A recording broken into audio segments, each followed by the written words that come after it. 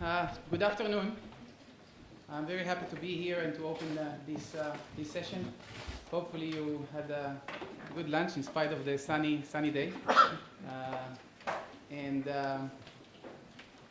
We have a two hour and a half discussion on one of the most urgent issues of our time. I think if one has to choose the top 3 challenges, global challenges in the world now, the most urgent issues of our time, arguably 2 of them would be terrorism and international migration.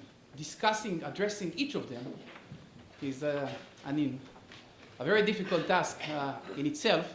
And of course, addressing the nexus between both of them, terrorism and global migration, is even more challenging and even more complex. I'm not sure that we will have a complete agreement in this session, but at least we will have some important questions and some initial discussion on one of the greatest challenges of our time. Our first speaker, I'm pleased to introduce, is the Honorable Rumiana Bachvarona. Rumiana Bachvarona is the former Deputy Prime Minister of Bulgaria from 2014 to 2017, and also the former Minister of the Interior, where she served from 2015 to 2017. As the Minister of the Interior of Bulgaria, Ms. Bachvarona worked on the drafting of the Bulgarian Anti-Terrorism Act, which initiated some law enforcement measures against modern threat to security. She participated in the development of the National Counter-Terrorism Center and in the implementation of new methods for identifying illegal migrants. Currently, she serves as the Chief of Staff of the Prime Minister of Bulgaria. Her presentation, just to kind of trigger the discussion that will come soon after, will focus on the need for a new approach in addressing migration and terrorism, and the importance of international cooperation in Europe and beyond, and of course the use of technological measures, how technology can be used in the fight against terrorism. Please, Mr. Bachvarona.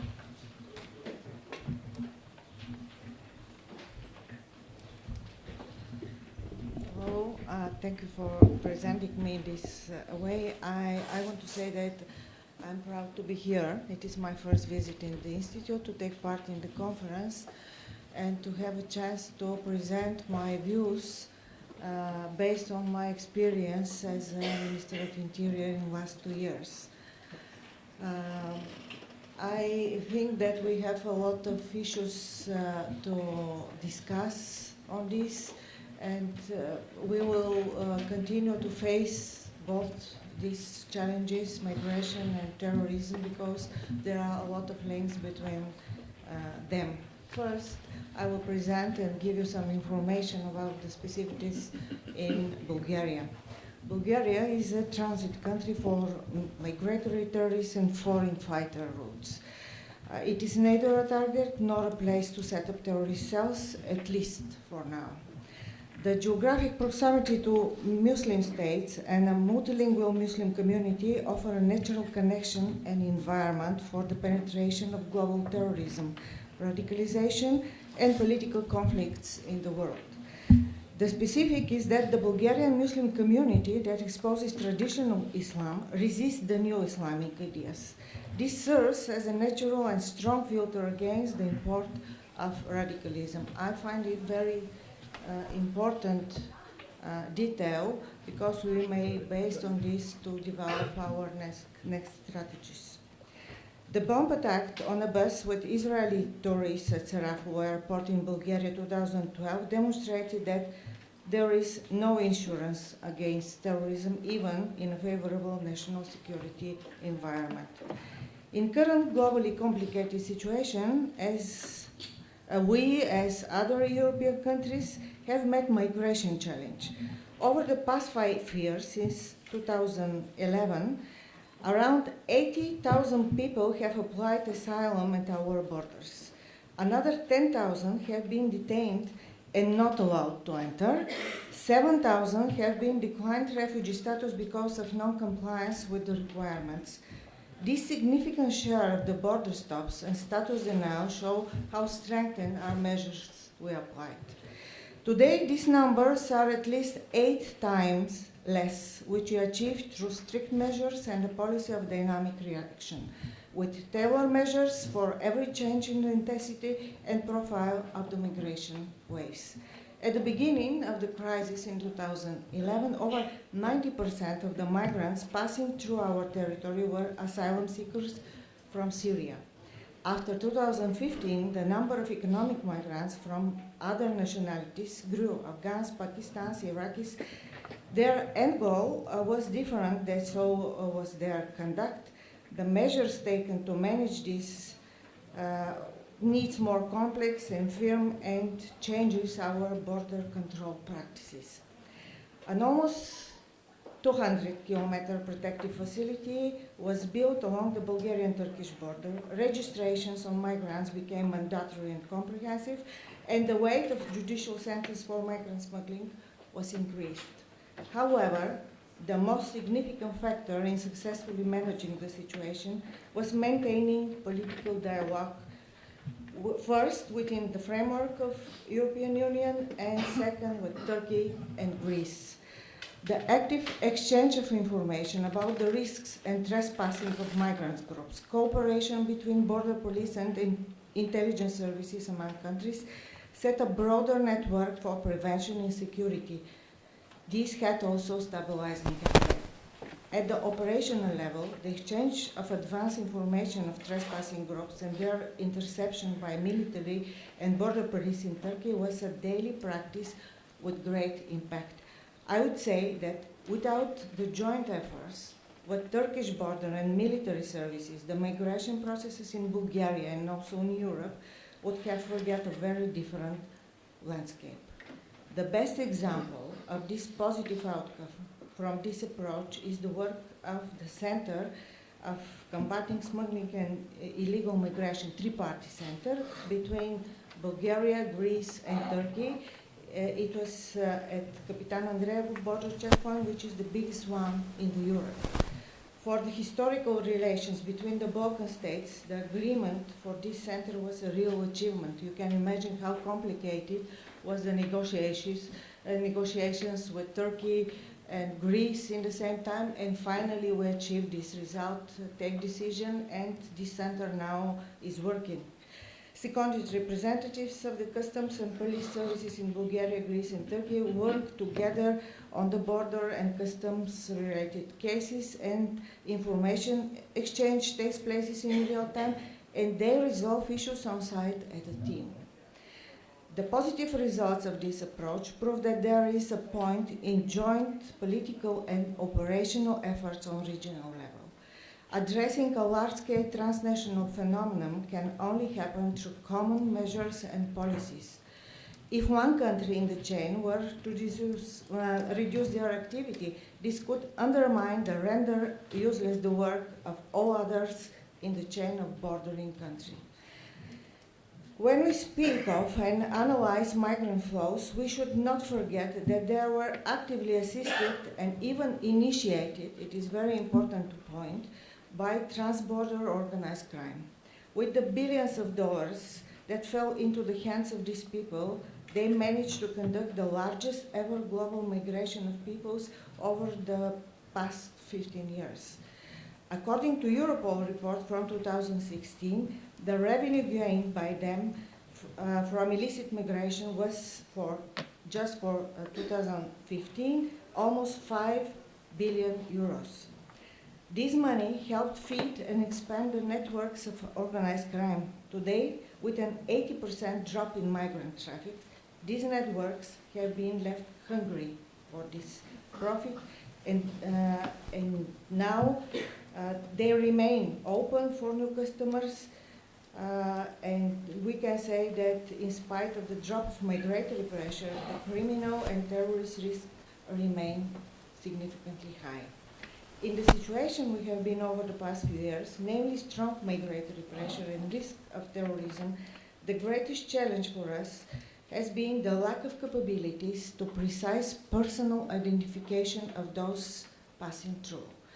We are currently able to determine the number of people that have migrated from crisis regions to Europe, but not who these individuals actually are. In order to address this problem, Bulgaria, managing one of the external borders of the EU, concluded and is implementing an agreement between our Ministry of Interior and United States Department of Homeland Security for the automated exchange of biometric data, fingerprints. This provides the opportunity through cross-checks in the information systems of both countries to identify persons. These persons are from these categories: those who have or are planning to perpetrate a terrorist or terrorist-related activity, participants in terrorist groups, trained or trainee perpetrators, participants in serious organized crime groups, or other such groupings outside the territory of our country. The mechanism was tested and is now in its launch phase. The results from tests shown that on average of around 10% of the overall flow fall within the above categories. This further proves that the migration waves are a cover for persons who hide terrorist or criminal risk to Europe.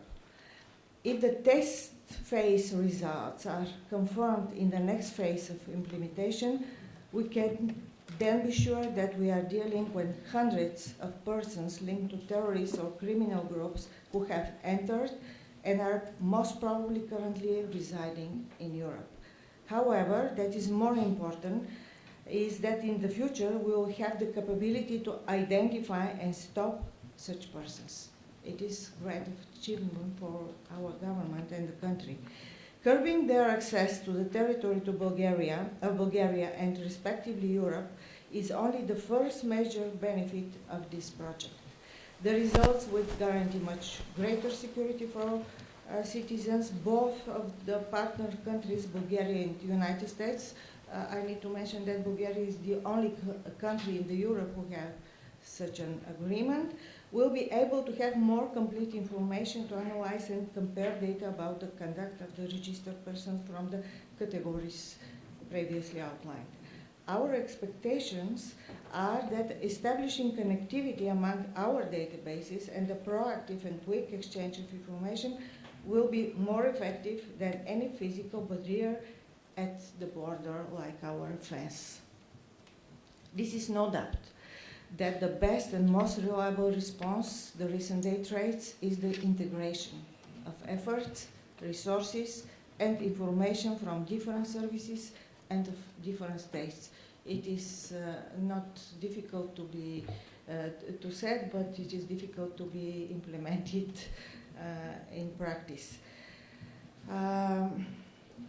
Let me say a few words also about the collateral consequences from the migrant flows on security in the countries along the migration routes. The link between migration and the terrorist threats gives rise to negative attitudes and xenophobia within the European societies. They became the basis for the disgruntled European citizens and for political attacks and destabilization. Such an environment only facilitates the terrorists and creates obstacles for the successful integration of the refugees. We should not forget also that consequently this generates secondary preconditions for radicalization and extremism. Transformation of the profile and modus operandi of terrorism in Europe has been made easy by the accessibility and attractiveness of social media. Radicalization being organized in the new public domain of social media practically provide for the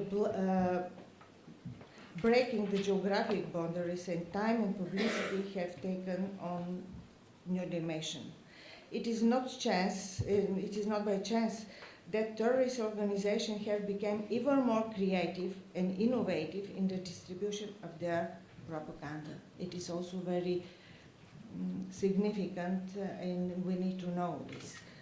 All we agreed that the terrorism today aims to our value system and globalization. The paradox is that those who stand against our contemporary world are attacking it with its most avant-garde technological and communicational achievements.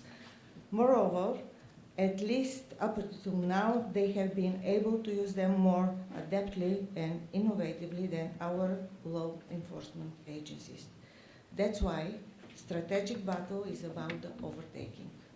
The battle with modern-day terrorism is not only for who will have the upper hand, but also who will be the leading in this race. Unfortunately, the security measures being implemented after every attack have not been able to protect us from the next attack. We also need to know this and to realize this.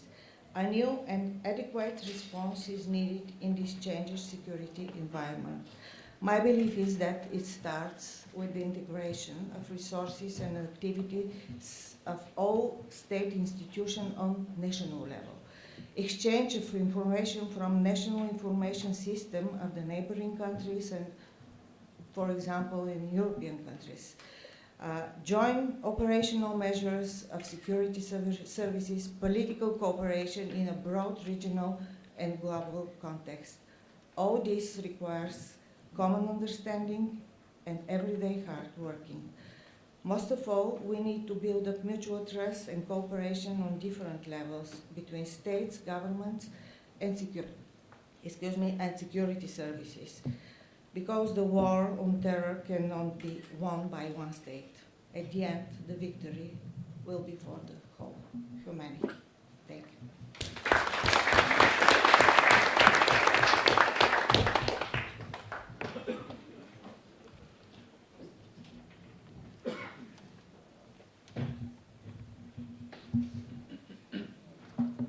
So, Honorable Bachvarona, we are very delighted to have you here at IDC in Israel.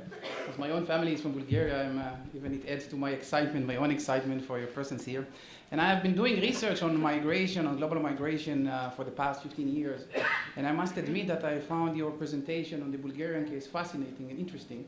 And the exchange of biometric is surely a point to be discussed later.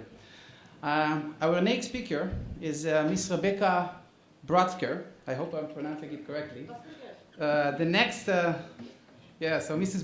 Brattskar is a political affairs officer at the Counter-Terrorism Committee of the United Nations Security Council, where she's currently serving as an acting coordinator of the Political Analysis and Research Unit.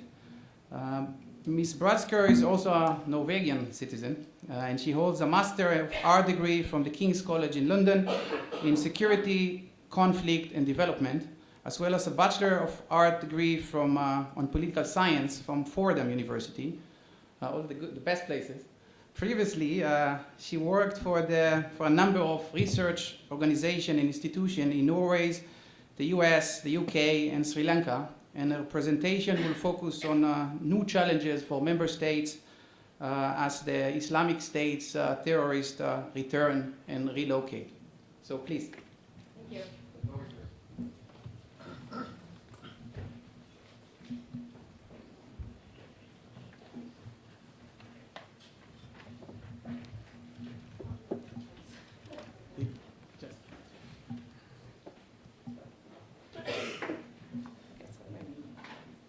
Okay. Ladies and gentlemen, good afternoon. And thank you, Professor Orgad, did I get that right? For the kind introduction. I'm just going to briefly elaborate on your introduction for those of you who have no idea who I am and who I work for. So the Counter-Terrorism Committee Executive Directorate of the United Nations Security Council was established in order to assist the Counter-Terrorism Committee in its efforts to monitor the implementation by member states of the Council resolutions within its mandate, to provide guidance for member states in their efforts to do so, and to facilitate technical assistance. Our Political Analysis and Research Unit was established in order to strengthen our engagement with our external partners, including international and regional organizations, private sector and civil society, including academia, in order to identify new and emerging counter-terrorism-related trends and developments, challenges for member states, and good practices. And this is the Global Counter-Terrorism Research Network we've established, which consists of over 80 leading think tanks, research institutes, and academic institutes in every region of the world. One of the recent products of our very successful collaboration is the launch of the CTED Trends Reports. These Trends Reports are aimed at bringing to the attention of policymakers the perspectives of academia on counter-terrorism-related issues of concern to the Council and Member States. Since we don't really have capacity in-house to do the kind of research which is already out there, and since there would be no point in duplicating it, what we do for these Trends Reports is to gather, collect, and analyzing the best research on these issues and bring it to the attention of the Council. Our first Trends Report focused on the protection of critical infrastructure from terrorist attacks. And shortly after we submitted it to the committee, it led to the adoption by the Security Council of its resolution 2341, focusing on the same issue. And now to the second Trends Report. It focuses on new challenges for member states as ISIL foreign terrorist fighters return and relocate. It should be publicly available quite soon. As a few speakers have noted over the last couple of days, ISIL has lost significant amounts of territory in Iraq and Syria, and with it the financing opportunities that those territories provided. At the same time, the rates at which foreign terrorist fighters have been returning to their states of origin or residence or relocating to third states has accelerated. Some of the facts and figures in this area vary slightly, but it has been estimated that in the European Union, the rates at which foreign terrorist fighters have been returning has reached about 30 to 40%, and at about 50% for at least 2 member states, and that the rates have reached about 10% in the Maghreb states. Based on the leading research on this topic, this development is clearly presenting member states with unique, new, and complex challenges. Just to briefly summarize 5 of those challenges. First, foreign terrorist fighters have been relocating to new regions and playing a role in the global expansion of ISIL's networks. It has been estimated that ISIL now has a presence in at least 16 and perhaps as many as 20 member states in several different sub-regions of the world. This development is currently being played out in Southeast Asia. For instance, during the recent attack in Moro, Philippines, it was estimated that 10% of the fighters there were foreign, including some from the Middle East, and we've seen over the last few months that ISIL has been increasingly calling upon its supporters and sympathizers to travel to Moro. Second, a larger proportion of the foreign terrorist fighters who have been returning and relocating in 2016 and in 2017 have been in the conflict zones for many years and may therefore have gained greater levels of skills, experience, and commitment compared to those who returned during earlier years. They are also more likely to have reached commanding positions within the organization. Third, ISIL has been increasingly calling upon its network of supporters, including returning and relocating foreign terrorist fighters, to carry out attacks on an international scale against civilian or so-called soft targets using low-tech equipment, including knives, improvised explosive devices, weaponized vehicles, and now increasingly weaponized drones. This style of attack is obviously very difficult to detect, to prevent and to prepare for, but also nevertheless very effective from the terrorist perspective. Fourth, it has been estimated that the execution rates of terrorist plots have significantly increased as a result of terrorists' evolving modus operandi, including the ways in which they use information and communications technologies. One growing trend, which was previously underestimated, involves the use of single perpetrators who are guided and instructed by their handlers using encrypted technologies. This presents the advantage of the expertise and know-how of their handlers while retaining the advantages of single perpetrators.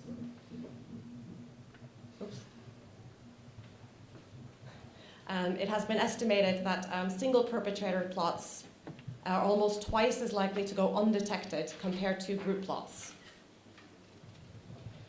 Fifth, ISIL has continued to recruit women and to involve children as fighters, including some foreign women and foreign children. When these women and children return to their states of origin or relocate elsewhere, This could present member states with some complex challenges, and in particular legal and policy challenges related to children. Finally, I should note that despite ISIL's recent losses, those foreign terrorist fighters who have remained in ISIL's de facto territory have also continued to commit serious crimes, including terrorism, thereby exacerbating the largest humanitarian crisis since the creation of the United Nations.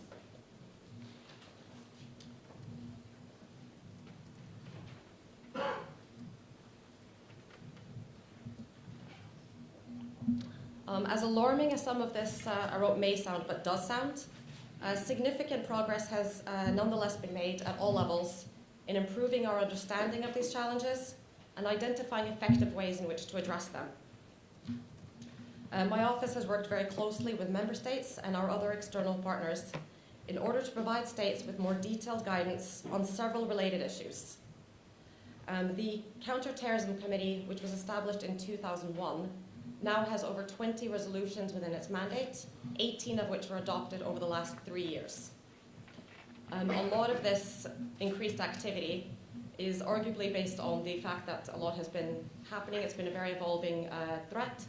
At the same time, it's also because we've been able to work with member states, external partners, in seeing what gaps there are at the level of the Council and what more they need to focus on. I'm not going to go through all of our new resolutions and all of the new requirements because that would be quite boring. But if you are interested in seeing all of it, I'm directing you to our website.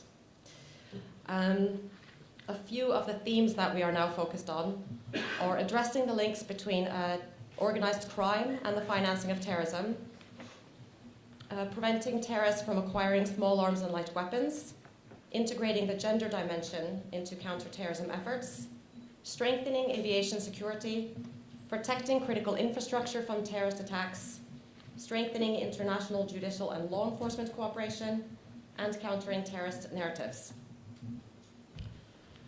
A few months ago, we managed to finalize our updated technical guide to the implementation of Security Council Resolution 1373 and other relevant resolutions, which is intended to provide detailed and practical guidance on implementing all of the requirements of all of the resolutions within the committee's mandate.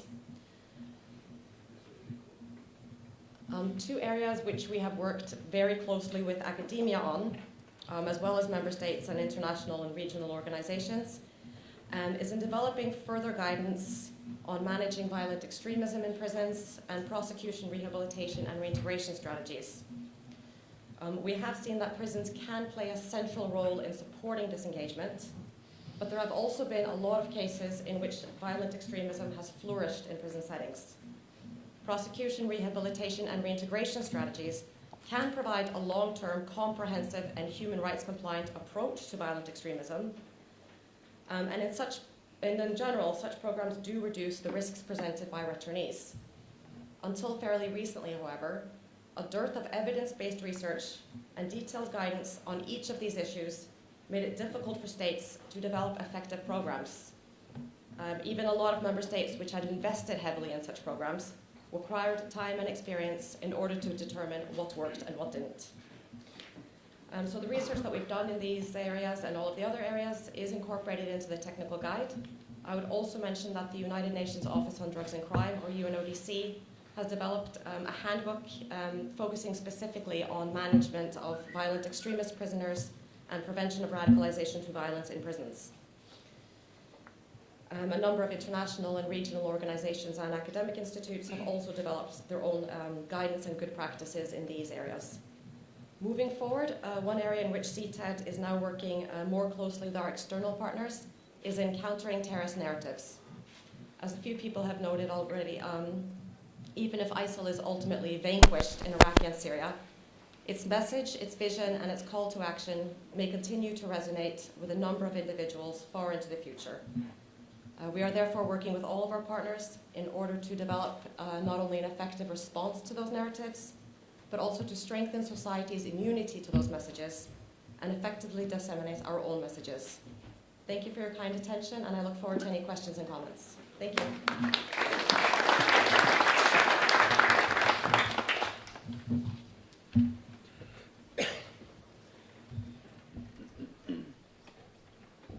So we'll just change the slide.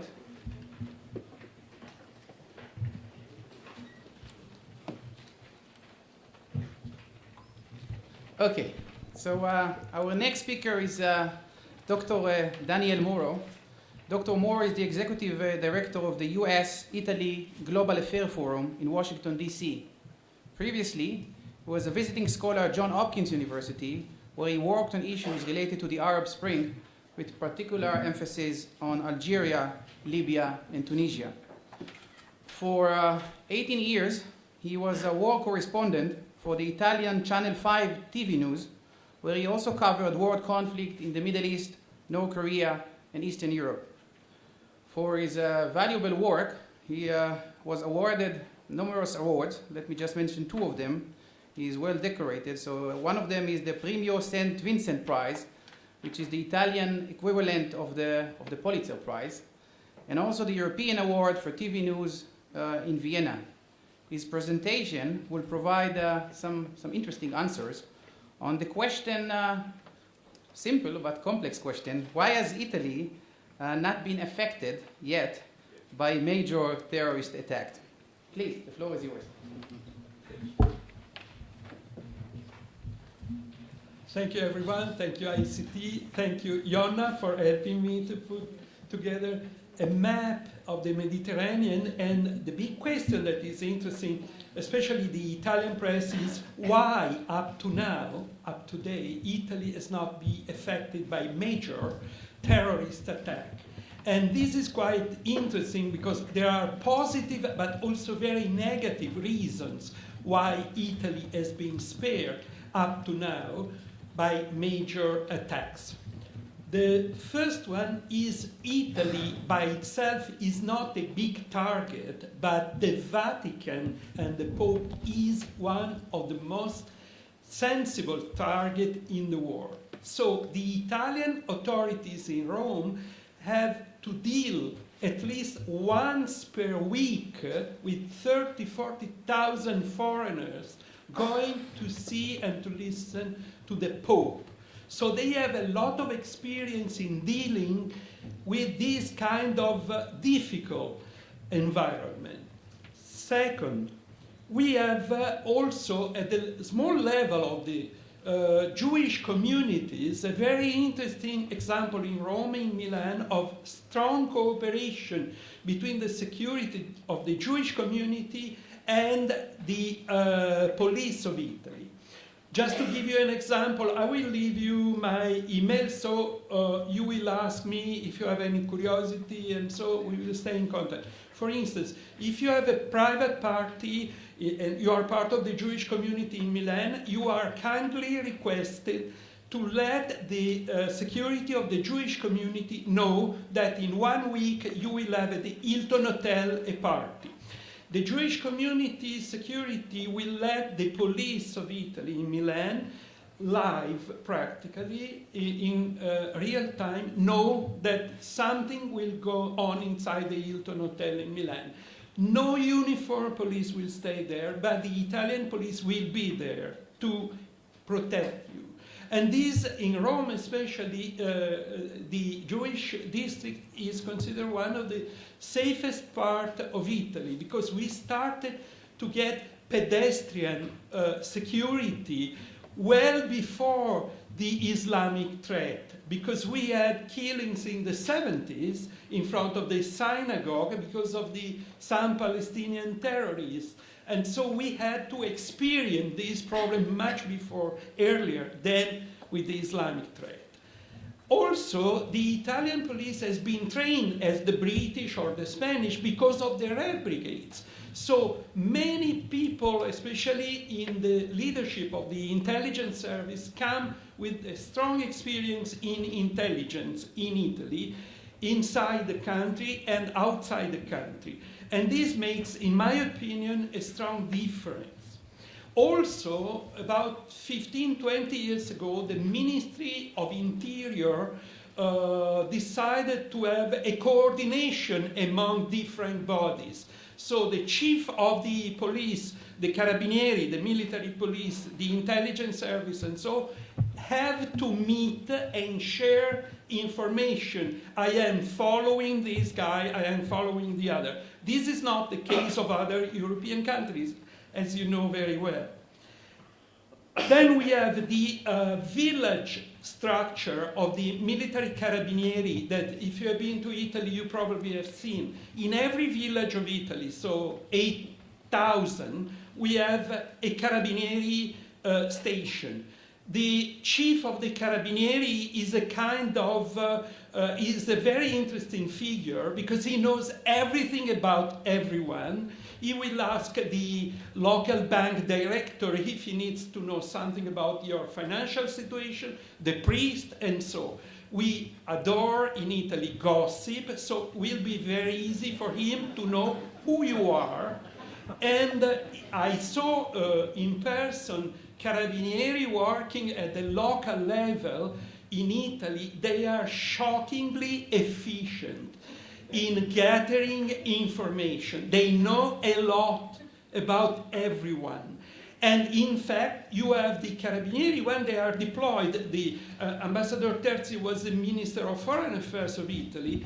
And when we deploy carabinieri, say in Kosovo, they are considered the best peacekeepers because they go in a society which is very complex, like the Italian society. So they must be able to handle a lot of different politics, violence in the family, whatever. This is helping Italy to keep the situation in some way in a balance. Then we have the Catholic Church working on the field with volunteers. That's also very interesting because we have about 25,000, 30,000 parishes, means every village in theory 3. And they help whatever religion, country you come, they will help you. When we have Ramadan, in many areas of Italy, the local priest will let them meet in a room, in a refectorium, whatever. So the approach of the Catholic Church is very open. And we have, for instance, what remains of the welfare state in Italy is basically free for any clandestine, anyone coming inside Italy.